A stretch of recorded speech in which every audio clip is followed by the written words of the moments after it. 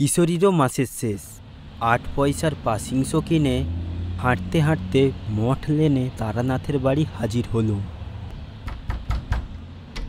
দরজা খুলে দিল তারানাথের মেয়ে চারি। খবর পেয়ে তারানাথ খুব খুশি হয়ে বেরিয়ে এলো। তারপর হঠাৎ যে? ভালো লাগছিল না বাড়িতে বসে, তাই আড্ডা দিতে চলে এলুম। দু একখানা গল্প হবে নাকি তারানাথ? কি গল্প বলবো? তোমরা তো এসব বিশ্বাসই করো না। কিশোরী বলল, অমনি বলে বসলেন বিশ্বাস করি না। সে এক ভয়াবহ কাহিনী হে, অনেকদিন বাদে মনে পড়ে গেল। এখনো মনে হলে গায়ে কাঁটা দেয়। ঘটনাটা ঘটেছিল আমার তান্ত্রিক হওয়া জীবনের প্রথমের দিকে। তখনও পর্যন্ত মধু সুন্দরী দেবীর দেখা পাইনি।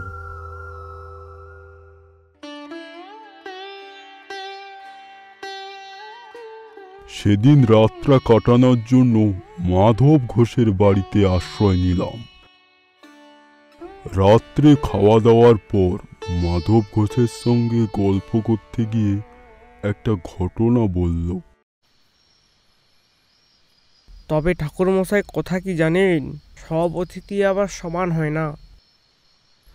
গেল সোমবার বিকেলে এক লাল কাপড় পরা সন্ন্যাসী এসে আমায় বলল তোমার বাড়িতে আজ থাকবো। বললাম থাকুন। গোয়াল ঘরে রান্নার ব্যবস্থা করে দিলুম। দিব্যি চেহারা তার, দেখে কিছু বোঝবার উপায় নেই। পরের দিন ফিরে যাওয়ার সময় আমায় বলল তোমার মেয়েটিকে আমায় দেবে, ভৈরবী বানাবো। আমি অবাক হয়ে শুনছিলাম। বললাম, বলো কি হে, এ তো সাংঘাতিক ব্যাপার। লোকটা আর আসেনি তো? তার আর আসতে সাহস হবে না, সন্ন্যাসী হলেও প্রাণের মায়া তো আছে।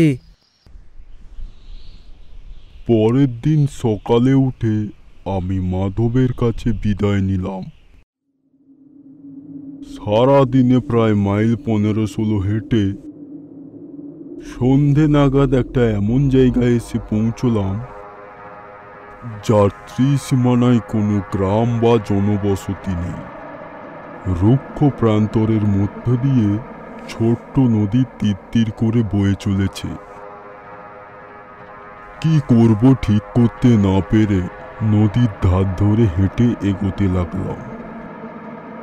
মিনিট 15 হেঁটে দেখি সামনে একটা শ্মশান, বেশ বড় শ্মশান। অন্তত যতদূর চোখ যায় তাকিয়ে দেখলাম ছেঁড়া মাদুর কাঁথা, ভাঙা কলসি এইসব পড়ে আছে। দাঁড়িয়ে চারদিক ভালো করে দেখছি, হঠাৎ গম্ভীর গলায় কে যেন বলে উঠল, এখানে কি চাই? কি ভয়ানক গলার স্বর! তারানাথকে কে ডাকলো জানতে হলে সঙ্গে থাকুন।